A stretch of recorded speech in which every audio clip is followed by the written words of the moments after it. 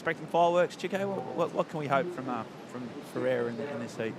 Yeah, I think anytime Italo goes into the water, we expect fireworks. I'm excited to see the local boy too, Tomás Fernandes. I think, yeah, he might be a little bit nervous to be competing in front of his home crowd. And yeah, Hiroto Ohara, really good surfer too, and Ian Gentile. So stacked Italo fireworks maybe. Maybe. Yeah, let's hope so. Yeah, Tomás Fernandes, I mean, crikey, we'll talk about, Billy Kemper was just talking about how important, knowledge is of this wave, and there's few surfers out there who have done their time more than Tomás out here. He surfs here a lot. He knows his wave, and here he goes. So he's off the bat. Just waiting for this one to hopefully open up as we talk up his local knowledge and his ability to get the right wave. He was just unlucky there that wave just petered out. But yeah, real smooth surf too. Really technically surfs great, Tomás, and yeah, he's been doing these QS events for a while, and every now and again he puts together an incredible heat, doesn't he? Or an incredible wave, but just hasn't quite maintained consistency of results over the years. As you said, it's all about consistency, and I think Tomás had some moments in his career where you say, wow, he's got the potential and the talent to make it happen. He's really technical and powerful. He's got great style. He's a really well-rounded surfer, so you always expect him to do well, but QS is a step up. Yeah, and the level, it's spread out for everyone. So yeah, I just think he's got a good opportunity now to show up his surfing and his style and his power.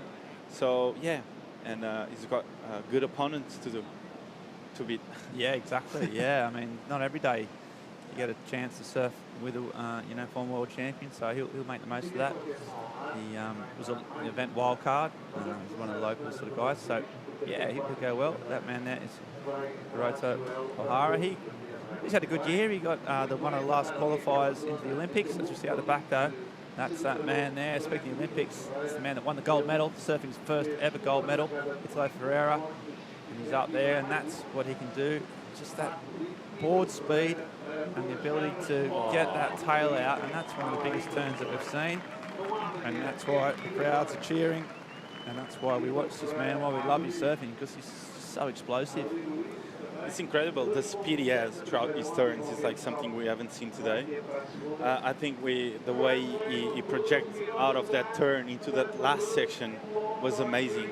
As we see here, boom, huge snap out the back to start off this wave. It was a beautiful wave, and he surfed it really, really well.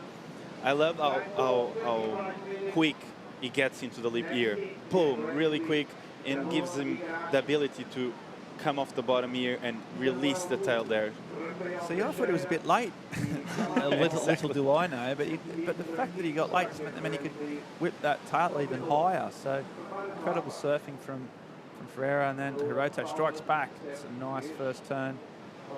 Just not getting the speed of Italo, but stringing more turns in together.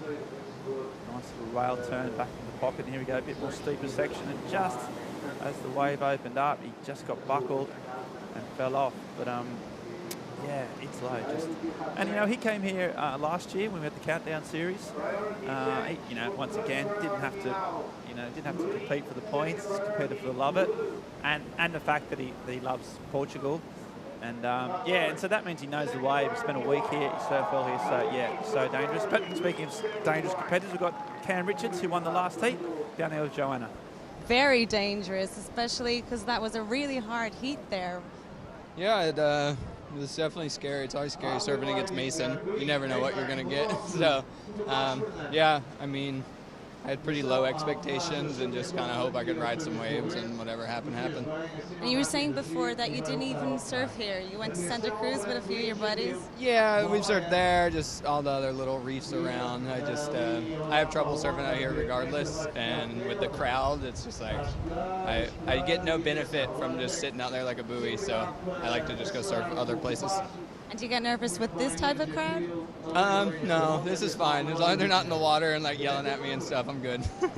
Well, great job and good luck in the next round. Yeah, fair enough. Cam, he only surfs when there's 3 other people in the water. That's his Ribera rule. It's not a bad rule to have, is it? Yeah, he only surfs with 3 guys out. Yeah, that's his rule. Any more than 3, you don't do it. Exactly. Yeah, I mean, everyone, and the thing about that is we've talked all at length. You can see this wave here from Ian from Hawaii. Wide board, clean as a whistle, isn't it? And he's just banging down the line. Drone following. Got a bit of speed here. He's going to try for a bit of a pop maybe. Gets up the top. It's one more carve in. That's turning around. And then one more. And that is a nice turn. Gets the fins out and a bit of power. But yeah, I mean, we talked about how doing the time at the break and knowing the wave is so important, but you also got to know what's good for you. And as Training said, that he doesn't get any benefit if he's not enjoying the surfing, if he's not catching waves. And he finds it better for himself personally to do a different approach. So it just does show, doesn't it, Chigo? You just got to find your formula. It doesn't have to be the necessary one, but the one that works best for you. Yeah, for sure. I think every competitor is different, and you need to do what is good for you and what makes you feel better, to be in good spirits for your heat, and to do what you love the most. At the end, it's that. So yeah, Cam finding that formula that works for him, and he's happy to make through. You look calm, so yeah, I think it's hard to stay calm and relaxed at such a long wave, and when you know it's good and you have the opportunity to catch good waves. But yeah, you just need to pace yourself, pace your turns, and make it happen, seriously. Yeah, that's what Hiroto's doing right now. I had a little sort of fade into that one, and then there's a smaller inside wave, so as we've discussed, it doesn't have that end section, but he got some nice turns on out the back. And that first wave came in as an 8-point ride for Italo Ferreira, so Italo's 8, set the marker, set it early, so you'd expect him to build on that as more sets pull through. But so Cam is pretty relaxed, got a heat win, and it's so important, as we've seen, like Mace just couldn't quite get the waves he needed, and he's out. This is away from Hiroto, so yeah, a bit of a fade there. Nice little foam climb, and then here he does a few nice sort of wrap-around cutbacks. A bit of a lack of variety, and then just when we thought he might be able to get something on the inside, it just went into deep water, and that was that. So unlikely to back up his 4.33. Just a replay there too. Tomas Fernandez, a local hope and hero, finishing off his wave. So a flurry of activity, and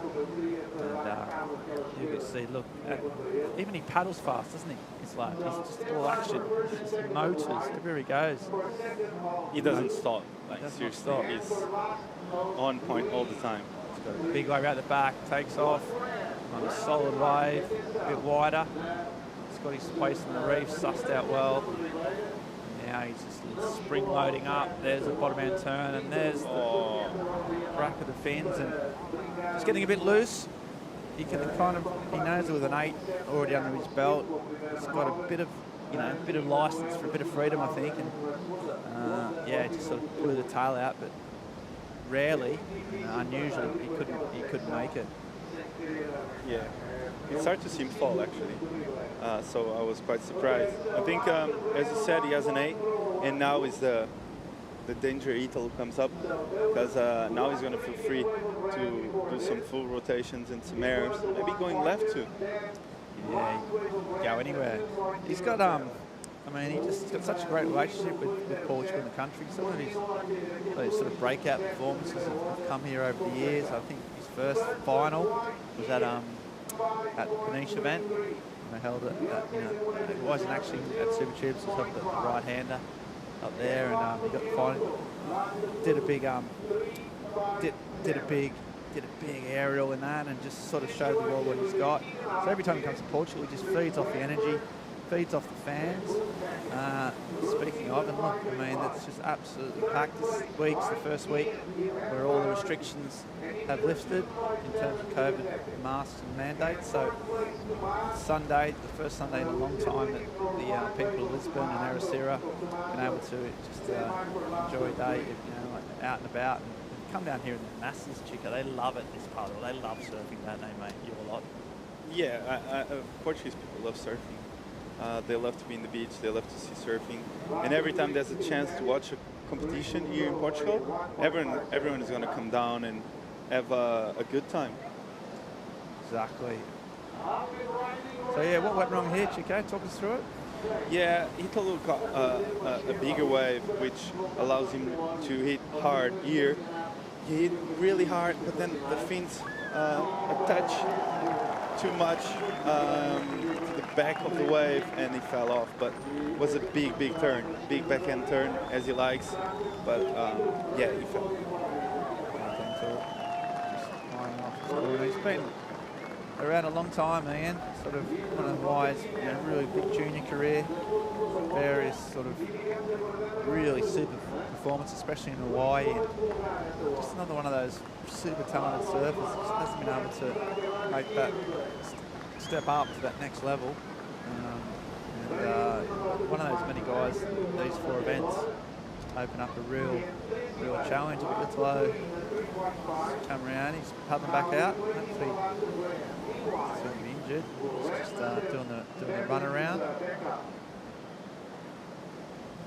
Yeah, you can sort of elect to paddle out brief there. He's gone left. Yeah, as I said, I think Italo is always looking for a big ramp, and he's hanging off one right now. I don't know if it's going to allow him to give a big air, but there he goes, boom, and he lands it as usual. And yeah, we saw the first left of the day, and who made it? Italo Ferreira. So, look at him. And he finished it off on he's the just sand. done that for the fans.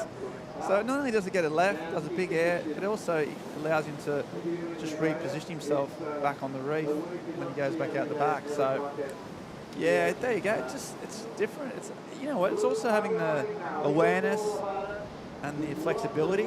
Not to be stuck in a plan like a set structure. He's open to whatever the ocean comes his way, and yeah, so really great surfing from Italo. Ian here, big snap. He's got a lot of power, and a little carve here, waiting for the last section, and boom, big layback snap. Ian Gentile putting another score on the board and having his backup done, which is something that for sure he wanted. But yeah, as I said, left, Italo. You called it. You absolutely called it, Chica. That's why they give you the big bucks, mate. You got that spot on. And he's not. And I think that's what's the first air I've seen. I think the heats we've been pulling together. Yeah, I haven't seen another air. And funnily enough, surprise, it's that man Italo who's pulled one off. And yeah, already looks on point. 5.23 for that left. So just really holding a commanding sort of lead with half the heat gone, although he does have a bit of paddle out in front of him. But yeah, looking strong. Looks like it's going to be a battle for that second place at the moment. Ian Gentile's looking pretty strong. Plenty of time left on the clock. Yeah, I was talking about Italo in Portugal. I think we definitely won up in. He's won 2 events at Peniche. I think it was in 2019 when he beat Gabe. But then it was like that little small super tubes, just like an aerial battle. Yeah, and that, on that left. And that was what kick-started his put him in the spot for the the world title to the wave here at Ribeira, the Ericeira, Portugal. Excuse me, we're here from the MEO Vissla Pro Ericeira. We've got the world champion, 2019 world champion, Italo Ferreira in the water. Got Ian Gentile, Hiroto O'Hara, Thomas Fernandes, all battling it out. So far it's been the Italo show though, as the other surfers just trying to get a foothold back in this. More stacked heats though coming.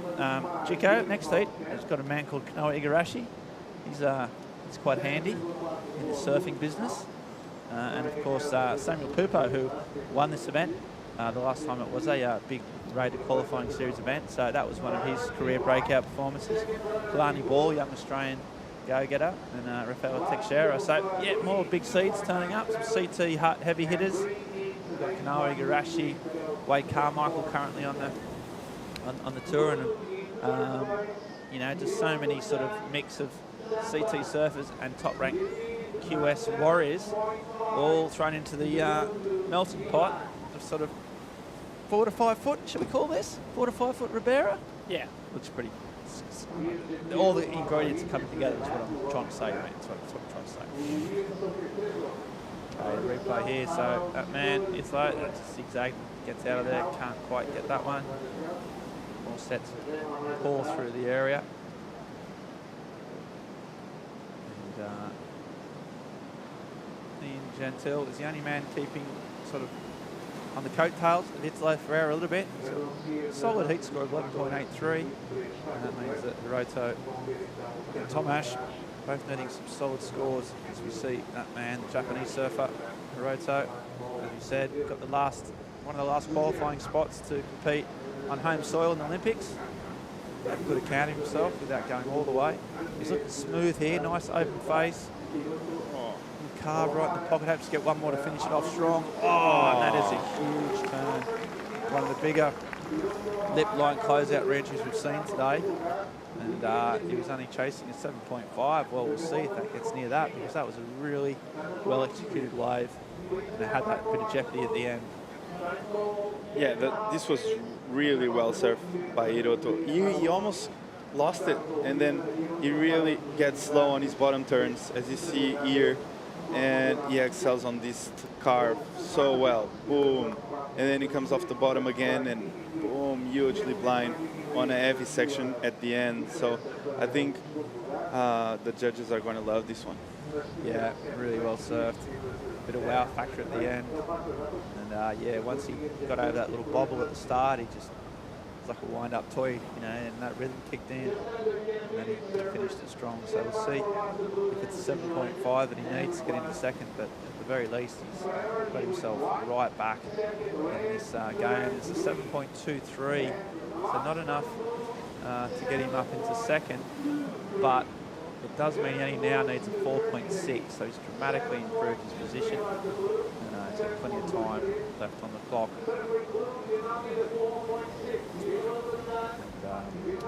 see there, it's low, just out the back. He'll be wanting to get on a roll at WSL finals.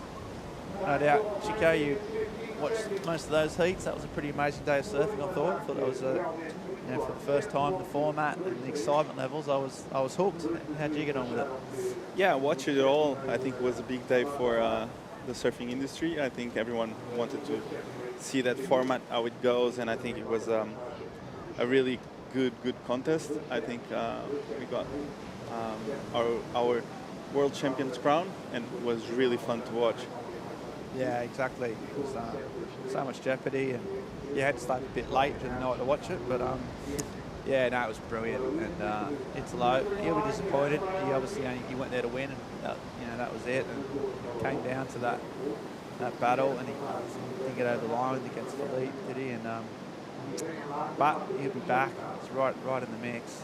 Still, those top guys, those world champions, those defeats hurt, don't they? That's the reason that they really, they're so competitive, and winning, you know, is everything. And yeah, right now he'll be hurting from that, but also just absolutely determined to come back, I reckon, bigger and stronger than ever.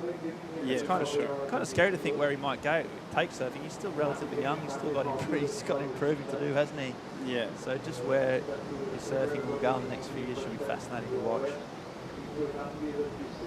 So Ian, gentle to the line, just looking for a section, banging down the line. It's a little bit fat, no steep wall as yet.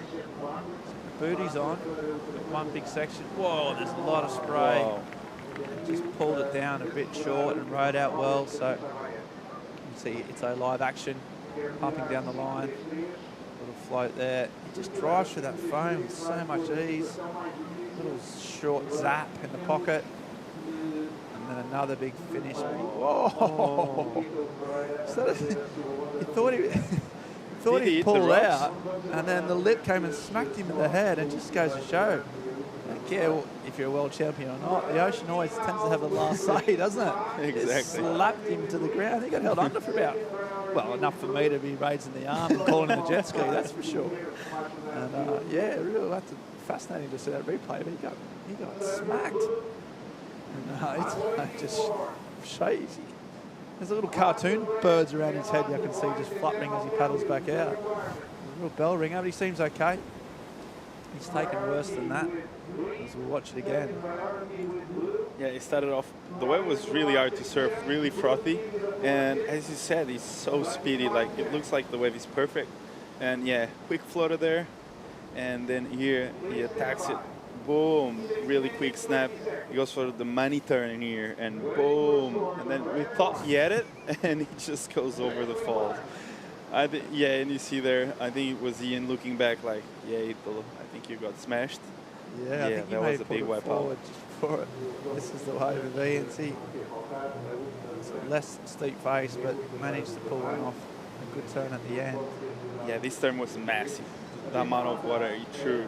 He's a big guy, and you can tell once he has the wave to work with, he puts a lot of power into his turns. Tom Ash just showing his frustration. Can't seem to get his ways here. Hiroto, so he's needed a relatively small score on this one. He's got that soup on the wave. It's starting to clear up now. Goes around.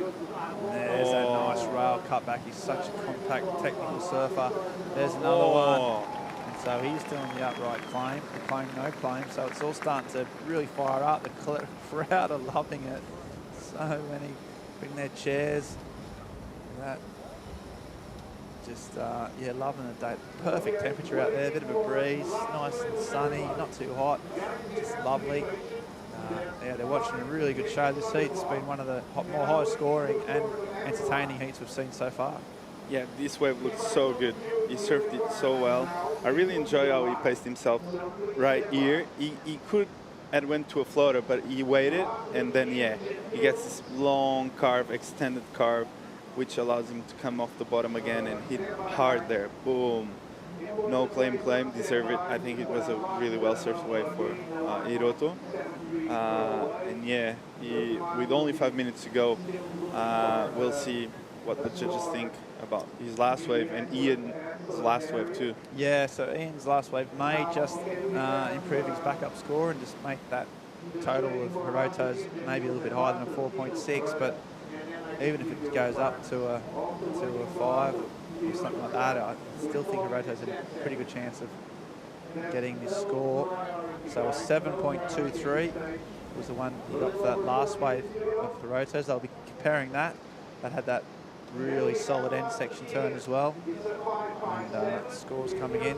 I'll update them as soon as in. So Ian's wave was a 5.57, so that made Hiroto's score he needs 4.84, so marginally increased the requirement. We're just waiting to see whether that sort of last big rail turn and the big closeout floater has done enough for him. With 3.5 minutes on the clock. Waves just dropping. Looks like it's a big, big number.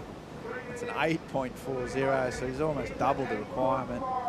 So he's absolutely smashed that. So he's gone into the lead. He's beaten Italo. He's a bit of a turn up for the books. Italo won't like that at all. He'll come back. But Hiroto with 2 waves back to back, 15-point heat total. Really amazing and clutch committed surfing from the Japanese surfer, and he's looking really strong. And now, well, for a massive boil over, Ian would need a 6.74 to take out Italo. Is it the highest in total of the day? I think Nat Young had a 9. He might be right up there, but yeah, it's definitely one of the highest. I think he had a 9 and a 5. Right, so yeah, Hiroto may have got the highest heat total of the day so far. So we're going to have a look just about how he managed that. So the heat recap, Italo started off really strong. Look at that, no surfer had been able to get turns at the back, of any sort of real venom, and then he came out swinging, didn't he, Chico? Yeah, he looked lightning fast right out of the gates. Big snap there, and then he comes off the bottom and he releases the tail here. This was really crisp. I really liked these 8 points from Italo, and here he gets the left I was talking about. As a goofy, I always think about lefts, and I know Italo was thinking about this too. And yeah, he gets a really cool air here, boom, and he finishes it off right on the sand with this last turn. So yeah, Italo looked really fired up right at the start. He only of the went heat. left so he could do a quasi re-entry in front of all the people on the beach. But then, just when we thought he'd had a lock on the heat, the roto just started firing up. 67.23, they got him back in the game. Really smooth, powerful surfing, and with a big finish here, Boomtown. So that got him back in the game, and then he went one better on the next one. Yeah, this wave really fits his surfing. I think he really likes to load those turns up, like really get low on the bottom and extend those bottom turns. As you see here, look how low he gets, and boom, he drives through his turns. And this wave allowed him to finish it up really strong. That's why the score came as an 8. I think, yeah, well deserved and really good surfing. Yeah, back to live action. Italo Ferreira, former world champion, top seed. And he's just S-turning his way in, just trying to finish off. We don't want to do too much damage to his board. Oh, he's just so fast. He gets 2 in. And a little foam climb on the rocks. So look at the crowd, they love him. They love this guy. He's such a fan favourite no matter where he goes. People's champion. He's been billed, and he's not letting anyone down today. He's surfs really strong. He made a little bit within himself, but still electric for anyone else's standards. And yeah, looks like he's safe through to the next round, which is great for the event, great for him, great for us.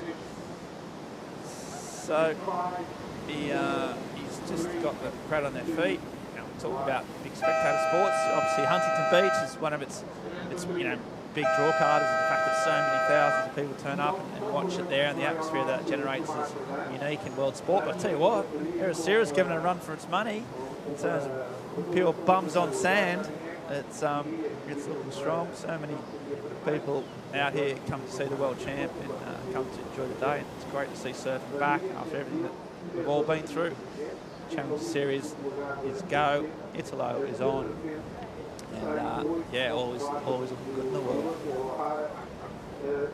Yeah, Thomas, unfortunately, not catching almost anything, right?